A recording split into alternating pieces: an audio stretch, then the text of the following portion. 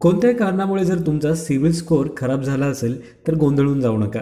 तुमच्या जीवापेक्षा या जगात काही महत्त्वाचं नाही, अगदी सिबिल स्कोअरसुद्धा. मुळात म्हणजे आपल्याकडे नाही का, सिबिल स्कोअर आणि सामान्य नागरिकांमध्ये इतकी आणि अशी काही दहशत आहे ना, की चांगला सिबिल स्कोअर नाही म्हणजे आता आपला बिझनेसच बुडाला, आपल्याला कोणी मुलगीच देणार नाही, आपलं लग्नच होणार नाही किंवा आपला सुखी संसारच होणार नाही, आपण रस्त्यावर येऊ, आपल्याला अडचणीच्या काळात कोणी पैसे देणार नाही, आपल्याला बँक उभी करणार नाही, असा टोकाचा विचार आपल्याकडे अनेक जण करतात. पण मित्रांनो, असा विचार करू नका, कारण सिबिल खराब असलं तरी चालेल, पण आयुष्य मात्र आनंदाने आणि समाधानाने कसं जगता येईल, उद्योग व्यवसाय आणि जीवनात यशस्वी कसं होता येईल, ते आपण आजच्या या व्हिडिओतून पाहूयात. नमस्कार मित्रांनो, मी आर जे गणेश, व्यावसायिक प्रशिक्षक, प्रेरक वक्ता आणि उद्योजक R J Ganesh beyond mentality या यूट्यूब चॅनलमध्ये तुमचं स्वागत करतो. मित्रांनो, आजचा आपला विषय म्हणजे खराब सिबिल स्कोअरचं नेमकं करायचं काय, सिबिल खराब असतानाही कर्ज कसे मिळवाल. मित्रांनो, या टॅगलाईनमधनं म्हणजे खराब सिबिल स्कोअरचं नेमकं करायचं काय आणि सिबिल खराब असतानाही कर्ज कसं मिळवाल, याच टॅगलाईनमध्ये तुम्हाला असं लक्षात येईल की सिबिल खराब असतानाही कर्ज मिळू शकतं आणि सिबिल फक्त आणि फक्त कर्ज मिळवण्यासाठीच उपयोगाला येतं. म्हणजेच काय, तुमचं काम आणि कमाई याच्यावरती सिबिलचा कोणताही परिणाम होत नाही. असं असलं तरी सुद्धा आपल्याकडे नाही का, सिबिल स्कोअरच्या बाबतीत अनेक गैरसमज आहे. यातील प्रमुख गैरसमज आत्ता आपण बघूयात. पहिला समज म्हणजे आपल्याला बऱ्याच जणांना असं वाटतं की सिबिल म्हणजे आपल्याला कर्ज देणारी संस्था आहे, पण मुळात तसं नाही आहे. सिबिल म्हणजे तुम्हाला कर्ज देणारी बँक किंवा वित्तीय संस्था नाही आहे. तुमचं पत मानांकन म्हणजेच क्रेडिट रेटिंग मिळवून देणारी, तयार करणारी संस्था आहे. सिबिल फक्त तुमच्या आर्थिक व्यवहारांचा अहवाल तयार करत असते, त्यालाच क्रेडिट रिपोर्ट असं म्हणतात. याचा संदर्भ आणि मदत घेऊन अनेक बँका, वित्तीय संस्था तुम्हाला कर्ज द्यायचं की द्यायचं नाही हे फक्त ठरवत असतात. यानंतर दुसरा महत्त्वाचा गैरसमज म्हणजे आपल्याला सगळ्यांना एवढंच माहिती आहे की सिबिलच फक्त आपल्या आर्थिक व्यवहारांची नोंद ठेवते की काय, पण मित्रांनो तसं नाही आहे. रिझर्व्ह बँकेने सिबिलशिवाय सुद्धा अनेक आर्थिक संस्थांना नागरिकांच्या आर्थिक व्यवहारांची नोंद ठेवायचं काम दिलेलं आहे आणि त्यावर अभ्यास करून त्यांचे क्रेडिट रिपोर्ट तयार करण्याचा अधिकारसुद्धा रिझर्व्ह बँकेने अशा अनेक संस्थांना दिलेले आहेत, जे की सिबिलसारखे आहेत. तिसरा गैरसमज म्हणजे आजही अनेकांना असं वाटतं की सिबिल स्कोअर जर स्पॉईल असेल तर आपल्याला कर्ज मिळूच शकत नाही. तर मित्रांनो, असं काहीच नाही आहे. सिबिल स्कोअर चांगला जरी असला तरीसुद्धा कर्ज मिळतंच असं काही गॅरंटी आहे का? किंवा सिबिल स्कोअर चांगला आहे म्हणून तुमचं कर्ज पटकन मंजूर होतं किंवा तुम्हाला बँक कमीत कमी इंटरेस्ट रेटवरती, कमीत कमी व्याजदराने कर्ज देतेच असं कुठे लिहिलेलं आहे का? तर असं नाही आहे. तर सिबिल स्कोअर चांगलाच असल्यावर कर्ज मिळतं ही माहिती मात्र खोटीच आहे आणि सिबिल स्कोअर चांगला नसला तरीसुद्धा कर्ज मंजूर होऊ शकतं ही माहिती खरी आहे. फक्त त्यासाठीचे निकष कर्ज देणाऱ्या बँका आणि वित्तीय संस्था यांच्या अंतर्गत नियमांनुसार थोडेफार वेगवेगळे असू शकतात. चौथा गैरसमज म्हणजे सिबिल स्कोअरच जर नसेल तर कर्ज मिळतच नाही असाही अनेकांचा गैरसमज असतो. मित्रांनो, तसं काहीच नाही आहे. तुमचा सिबिल स्कोअर नसला जरी तरीसुद्धा तुम्हाला कर्ज मिळू शकतं. चांगला सिबिल स्कोअर असेल तेव्हाही कर्ज मिळतं. खराब सिबिल स्कोअर असेल तरीसुद्धा तुम्हाला कर्ज मिळू शकतं आणि तुमचा जर सिबिल स्कोअर जनरेटच झाला नसेल तरीसुद्धा तुम्हाला कर्ज मिळू शकतं. आता हे कर्ज कोणतं आणि कितपत आणि कुणाकडनं मिळतं हा मात्र वेगळा विषय आहे. पाचवा गैरसमज म्हणजे सिबिल खराब झाला म्हणजे आयुष्य खराब झालं किंवा आपलं व्यावहारिक जीवन उद्ध्वस्त झालं असं नाही आहे. तर मित्रांनो, सिबिल रिपोर्टमध्ये फक्त तुमच्या आजवरच्या सर्व आर्थिक बाबींची नोंद असते. त्यामुळे तुमच्या नावावर काहीतरी नोंदी आहेत, त्यावरून कर्ज देणाऱ्या संस्थांना तुम्हाला कर्ज द्यायचं आहे की नाही द्यायचं एवढंच ठरवता येतं. जर काहीच नोंदी नसतील तर हा निर्णय घेणं अजूनही कठीण होऊ शकतं किंवा कर्ज देणारी संस्था तुमच्याशी आणि तुमच्यातील व्यवहार हितसंबंधांशी लक्षात घेऊन यावर नेमका उपाययोजना काय करायचं यावर निर्णय घेऊ शकते. थोडक्यात काय मित्रांनो, जर कोणत्याही कारणांमुळे जर तुमचा सिबिल स्कोअर खराब झालेला असेल किंवा तुमच्यावरती नादारी ओढवलेली असेल किंवा तुम्ही बँक करप्ट झालेला असाल, इन्सॉल्व्हन्सी जर तुमच्यावरती आलेली असेल, तर अशा अवस्थेत सुद्धा तुम्हाला कर्ज द्यायचं किंवा नाही द्यायचं हा सिबिल रिपोर्ट काहीही जरी सांगत असला तरी सर्वस्वी निर्णय घेण्याची जबाबदारी बँकेची असते. आणि म्हणून बँकेला जर तुमच्याबद्दल कुठल्याही पद्धतीने आत्मीयता असेल, विश्वास असेल आणि तुम्ही काही करू शकत असाल हे जर तुम्ही बँकेला पटवून देण्यामध्ये यशस्वी झालात तर तुम्हाला अगदी सिबिल रिपोर्ट खराब असताना सुद्धा कर्ज मिळू शकतं.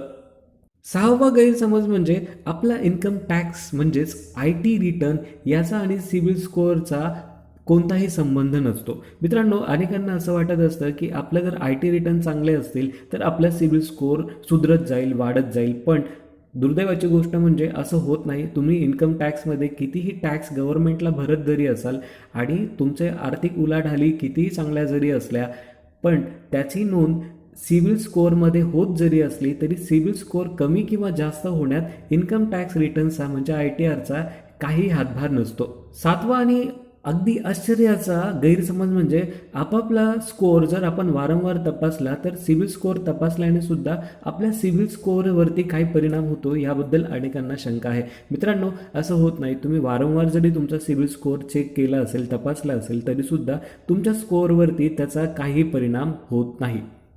असं असलं तरीसुद्धा पण जर तुम्ही एखाद्या बँकेमध्ये एखादा कर्ज प्रस्ताव दाखल केला असेल आणि तेच कर्ज प्रस्ताव तुम्ही 3 महिन्याच्या आत अनेक बँकांमध्ये, अनेक वित्तीय संस्थांमध्ये दाखल केला असेल आणि अशा सगळ्या बँकांनी, अशा सगळ्या वित्तीय संस्थांनी जर तुमचा सिबिल स्कोअर वेळोवेळी चेक केला असेल तर मग मात्र काही अंशी तुमच्या स्कोअरवरती परिणाम होऊ शकतो. परिणाम होण्याची शक्यता नाकारता येत नाही. याचं महत्त्वाचं कारण म्हणजे तुम्ही एकाच वेळी अनेक बँकांना जेव्हा कर्ज प्रस्ताव सादर करतात ना, तेव्हा वेगवेगळ्या बँकांना तुमच्याबद्दल शंका निर्माण होते आणि म्हणून उत्तर द्यायचं म्हणून बऱ्याच बँका तुम्हाला असं सांगतात की तुमचा सिबिल स्कोअर डाऊन झालेला आहे, स्पॉईल झालेला आहे. मुळात तसं होत नाही. तरीसुद्धा तुम्ही एकाच वेळी अनेक बँकांकडे कर्ज प्रस्ताव सादर करणं टाळलं पाहिजे. मित्रांनो, 8वा जो गैरसमज आहे तो म्हणजे सिबिल स्कोअरचा आणि पगाराचा काही संबंध असतो का, या बाबतीत आपल्याला अनेकांना शंका असतात. तर मित्रांनो, तुमचा सिबिल स्कोअर आणि तुमचा पगार म्हणजे पगार जास्त आहे म्हणजेच तुमचा सिबिल स्कोअर चांगला होईल अशी शक्यता नाही आहे, किंवा तुमच्याकडे कमाईच नाही आहे म्हणजे तुमचा सिबिल स्कोअर खराब असू शकतो असंही सांगता येत नाही. म्हणून सिबिल स्कोअर आणि पगाराचा अर्थार्थी काही संबंध नसतो. 9वा गैरसमज म्हणजे एखाद्या कर्जाचा सहकर्जदार म्हणजे को बॉरोवर राहिल्यास किंवा जामीनदार राहिल्यास, गॅरेंटर राहिल्यास आपल्याला सिबिल स्कोअरवरती परिणाम होताना आढळून येतो अशी माहिती अनेकांनी ऐकलेली आहे. ही ऐकीव माहिती असली तरी ही खरी माहिती नाही आहे. त्याचं कारण असं आहे मित्रांनो, जर तुम्ही कुणाला सहकर्जदार असाल किंवा तुम्ही गॅरेंटर म्हणजे जामीन असाल, को बॉरोवर असाल तरीसुद्धा तुमच्या वैयक्तिक सिबिल रिपोर्टवरती त्याचा काहीही परिणाम होऊ शकत नाही, होत नाही. कारण जामीन राहणं किंवा सहकर्जदार राहणं याचा अर्थ तुम्ही फक्त कर्ज घेणाऱ्या व्यक्तीला चांगल्या पद्धतीने ओळखताच इतकाच कायदेशीर अर्थ या ठिकाणी घेतला जातो. असं असलं तरी अनेक बँका तुम्ही जामीन राहिला होतात किंवा तुम्ही को बॉरोवर होतात, सहकर्जदार होतात असं म्हणून कर्ज नाकारत असते. तर सिबिलचा आणि तुमच्या जामीनदार असण्याचा किंवा सहकर्जदार असण्याचा काहीही संबंध नसतो. सिबिल रिपोर्टच्या बाबतीत पुढचा 10व्या नंबरचा आणि अत्यंत महत्त्वाचा आणि अगदी शेवटचा गैरसमज म्हणजे तुम्ही ऑनलाईन जे व्यवहार करतात किंवा डेबिट कार्डचा जो काही वापर करतात त्याचा तुमच्या सिबिल स्कोअरवरती चांगला किंवा वाईट असा काही परिणाम होतो का? तर मित्रांनो, असं काहीही होत नाही. कारण का, तर सिबिल स्कोअर फक्त आणि फक्त तुम्ही घेतलेलं कर्ज आणि त्या कर्जांची तुम्ही करत असलेली परतफेड या संदर्भातील रिपोर्ट तयार करण्यासाठीचं काम फक्त सिबिल या एजन्सीकडनं होतं. म्हणून जर डेबिट कार्डचा तुम्ही खूप वापर करत असाल किंवा ऑनलाईन व्यवहार करत असाल तरीसुद्धा तुमच्या सिबिल स्कोअरवरती त्याचा चांगला किंवा वाईट कोणत्याही प्रकारचा परिणाम होत नाही. थोडक्यात काय मित्रांनो, तर सिबिल ही एक फक्त प्रायव्हेट कंपनी आहे, संस्था आहे की जिला क्रेडिट इन्फॉर्मेशन ब्युरो लिमिटेड या नावाने ऑगस्ट 2000 सुरुवात झाली होती आणि आज याच कंपनीचं नाव ट्रान्स युनियन सिबिल लिमिटेड असं आहे. ही एजन्सी, ही कंपनी फक्त आणि फक्त इतकंच काम करते की भारतातील सगळ्या लहान मोठ्या बँका, वित्तीय संस्था यांना एकत्र आणून कर्जदारांची माहिती जमा करते आणि त्या कर्जदारांनी आतापर्यंत कर्जफेड कशा पद्धतीने केली आहे याच्याबद्दल अहवाल तयार करते आणि हाच अहवाल सगळ्या बँकांना त्यांच्याकडे माहितीस्तव सादर केला जातो, ज्याच्यामुळे तुम्हाला कर्ज द्यायचं आहे की नाही याबाबतीत बँकेला निर्णय तात्काळ घेता येऊ शकतो. जर आपला स्कोअर हा 750 ते 900च्या दरम्यान असेल तर आपल्याला लोन तात्काळ मिळू शकतं, पण मिळेलच असंही काही सांगता येत नाही. आणि जर तुमचा स्कोअर 650च्या खाली असेल तर मात्र बँक म्हणते की तुमचा सिबिल स्कोअर व्यवस्थित नाही आहे आणि जर का तुमचा सिबिल स्कोअर हा 650 पासून खाली येत गेला आणि तो डाऊन 300 पर्यंत जर आला, तर अशा वेळी मात्र तुम्हाला बँक सहजासहजी कर्ज देत नाही. अशा वाईट अवस्थेत अडचणीच्या काळात तुम्हाला आता कर्ज कसं मिळेल ते पाहूयात. मित्रांनो, जर खरोखरच कोणत्याही वाईट कारणांमुळे जर तुमच्यावरती ही परिस्थिती ओढावलेली आहे की तुमचा आज सिबिल स्कोअर खराब झालेला आहे, क्रेडिट रिपोर्ट खराब झालेला आहे आणि बँक जर तुम्हाला कर्ज देत नसेल, तर सगळ्यात अगोदर तुम्ही निधी कंपनीमध्ये शेअर घेऊन सभासद व्हायचं आहे. आता ही निधी कंपनी म्हणजे काय, याबाबतीत मी एक व्हिडिओ तयार केलेला आहे. तो व्हिडिओ तुम्हाला या ठिकाणी आय बटनमध्ये लिंक दिलेली आहे आणि सोबतच डिस्क्रिप्शन्स बॉक्समध्ये याचे डिटेल्ससुद्धा तुम्हाला बघायला मिळतील. तर मित्रांनो, या निधी कंपनीमध्ये शेअर घेऊन जेव्हा तुम्ही सभासद व्हाल, तेव्हा थोड्याफार प्रमाणामध्ये तुम्ही बचत करायची आहे किंवा याच ठिकाणी तुम्ही गुंतवणूकसुद्धा करू शकतात आणि या बचत किंवा गुंतवणुकीतून तुम्हाला जे काही आउटकम्स येतील त्यातून निधी कंपनीद्वारे तुम्ही सेक्युअर लोन घेऊ शकता. जसं की वाहन कर्ज घेऊ शकतात, घरासाठी कर्ज घेऊ शकतात, सोनं तारण कर्ज घेऊ शकतात, लोन अगेन्स्ट इन्शुरन्स पॉलिसी, जर तुमच्याकडे कुठल्याही प्रकारचा विमा असेल तर त्याच्यावरती सुद्धा तुम्हाला कर्ज मिळू शकतं आणि अशा पद्धतीने तुम्ही पुन्हा एकदा कमबॅक करू शकतात. आणि जर तुम्हाला बँक खरोखरच कर्ज देत नसेल तर निधी कंपनीद्वारे तुम्हाला जास्तीत जास्त कर्ज 15 लाख रुपयापर्यंतची रक्कम या ठिकाणी मिळू शकते. म्हणून सगळ्यात अगोदर एक काम करा, तुम्ही आजच निधी कंपनीमध्ये शेअर घेऊन सभासद व्हा आणि निधी कंपनीत केलेल्या बचतीवर व्याज कमावून किंवा निधी कंपनीमध्ये जी काही गुंतवणूक केली आहे त्याच्यावरती तुम्हाला व्याज कमावूनसुद्धा आजवर घेतलेले सर्व कर्ज एक एक करून कर्जफेड करता येतील आणि हळूहळू करत तुम्ही कर्जमुक्त होऊ शकतात. आणखीन एक दुसरा पर्याय म्हणजे तुमच्याकडे जर स्वतःचं घर असेल तर त्या घरावरती तुम्ही टॉपअप लोन घेऊ शकता किंवा मॉर्गेज लोनसुद्धा तुम्ही घेऊ शकता, जे की अंडर सेक्युअर कॅटेगरी येतं आणि सेक्युअर कर्ज असल्यामुळे त्या पैशातून तुम्ही बचत करू शकतात किंवा जे काही कर्ज म्हणून पैसे मिळालेले आहेत त्याच पैशातून गुंतवणूकसुद्धा तुम्ही करू शकतात आणि नवीन उद्योग व्यवसाय सुरू करू शकतात. मागील आर्थिक चुका तुम्ही यावेळी जर टाळल्या, योग्य ती मेहनत आणि खबरदारी जर तुम्ही घेतली, तर हे जे तुम्हाला टॉपअप लोन मिळालेलं आहे यातून तुम्ही काम, कमाई, बचत आणि गुंतवणूक यामध्ये लक्ष घालून यात वाढ करू शकतात आणि सोबतच आजवर घेतलेलं कर्जसुद्धा तुम्ही एक एक करून टप्प्याटप्प्याने कर्जफेड करू शकतात आणि अशा पद्धतीने तुम्ही कर्जमुक्त होऊ शकतात.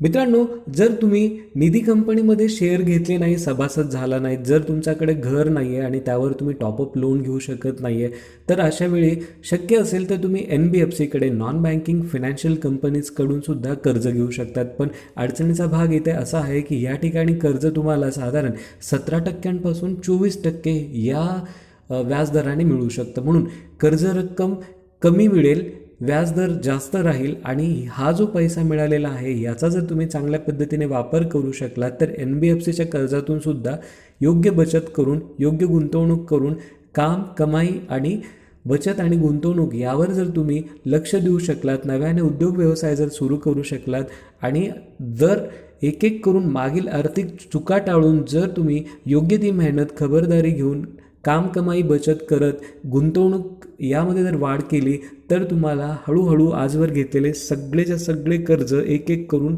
फेडता येतील आणि कर्जमुक्त होता येईल आणि अशा पद्धतीने तुमचा सिबिल स्कोअरसुद्धा पुन्हा स्ट्रॉंग होईल. जर तुमचं सिबिल स्कोअर पुन्हा चांगलं झालं तर तुम्हाला बँक पुन्हा कधी ना कधी कर्ज नक्कीच देईल आणि यावेळी मात्र तुम्ही मागच्या वेळचा चुका करू नका. तर आयुष्यात कधीही कर्ज घेणार असाल तर EMI वेळेवर भरा, चुकू नका किंवा उशीरसुद्धा करू नका. कोणत्याच बँकेचं कर्ज कधी बुडवू नका. मग शासकीय कर्ज योजना असो किंवा खाजगी कर्ज योजना असो, ही सगळ्यात वाईट गोष्ट आहे. म्हणून तुम्ही कोणत्याही बँकेचं कर्ज शक्यतो बुडूच नका. होम लोन असेल, व्हेकल लोन असेल, एज्युकेशनल लोन, पर्सनल लोन, असं कोणतंही लोन असू देत, त्याचे हप्ते मात्र वेळेवरच गेले पाहिजेत अशी शिस्त स्वतःला आजपासून लावून घ्या. एखादी इन्फॉर्मेशन बँकेकडे जर चुकीची गेलेली असेल, समजा तुमचा हप्ता 14 तारखेला भरायचा असतो आणि चुकून जर तो तुम्ही 16 तारखेला भरला असेल आणि तशी नोंद जर तुमच्या सिबिलमध्ये सापडत नसेल, बँकेच्या डेटाबेसमध्ये सापडत नसेल, तर 16 तारखेला जी तुम्ही रक्कम जमा केली होती त्याचा ॲक्नॉलेजमेंट रिसिप्ट तुम्ही या ठिकाणी जोडून सिबिलकडे सुद्धा तक्रार करू शकतात, बँकिंग लोकपालांकडे सुद्धा तक्रार करू शकतात किंवा संबंधित बँक कर्ज पुरवठा करणाऱ्या संस्थेकडे सुद्धा, वित्तीय संस्थेकडे सुद्धा तुम्ही करू शकतात आणि अशा पद्धतीने तुमचा स्कोअर पुन्हा तुम्ही अपडेट करून घेऊ शकतात. उद्या जर तुम्हाला लोनची आवश्यकताच भासणार आहे तर सगळी जुनी कर्ज तुम्हाला आजपासून फेडायची आहेत, त्याच्याशिवाय पर्याय नाही आहे.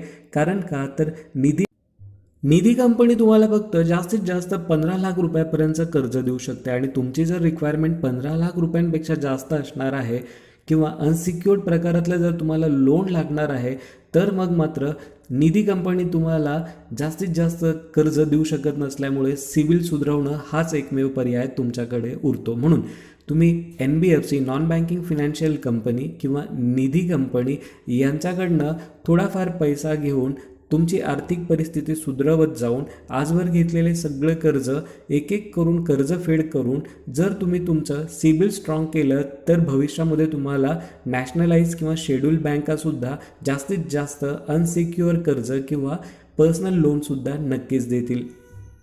मित्रांनो, असं असलं तरी सुद्धा तुम्हाला जर कोणत्याही कारणामुळे जर कर्ज मिळत नसेल, मग सिबिल स्कोअर चांगला नसेल, डॉक्युमेंट्स नसेल किंवा तुमची क्रेडिट हिस्ट्री आतापर्यंत कुठल्याही प्रकारचं कर्ज घेतलेलं नसेल आणि आणखीन कोणतंही कारण असेल की ज्यामुळे तुम्हाला कर्ज मिळत नाही आहे, बँक तुम्हाला त्रास देते, तर कर्ज न घेता सुद्धा तुम्हाला उद्योग व्यवसाय करता येऊ शकतो. याबद्दल अधिक माहिती तुम्हाला आय बटनमध्ये मी दिलेलीच आहे आणि सोबतच एक लिंकसुद्धा मी तुम्हाला डिस्क्रिप्शन बॉक्समध्ये शेअर केलेली आहे. तेव्हा कर्ज न घेता उद्योग करायचा कसा, उद्योगासाठी पैसे अर्थात भांडवल उभारण्याचे 23 मार्ग कोणते आहेत ती माहिती नक्की पहा. आजच्या व्हिडिओमध्ये आपण याच ठिकाणी थांबतोय. पुन्हा भेटूया पुढच्या व्हिडिओमध्ये. तोपर्यंत नमस्कार.